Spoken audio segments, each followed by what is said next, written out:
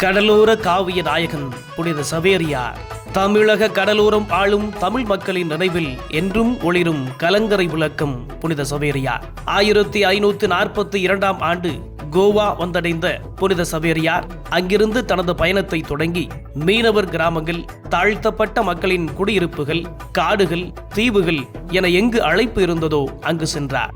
இலக்கை நிர்ணயித்து விட்டால் பாதை தூரமல்ல என்ற குறிக்கோளை குறிவைத்து தூரமான கடல்களை கடந்தும் 1000 அபாயங்களுக்கு மத்தியில் ஓய்வின்றி அன்பின் விசுவாச விதையை விதைத்தவரை கடலோர காவிய நாயகன் என்று அழைப்பதுவே பொருத்தமான பெருமை.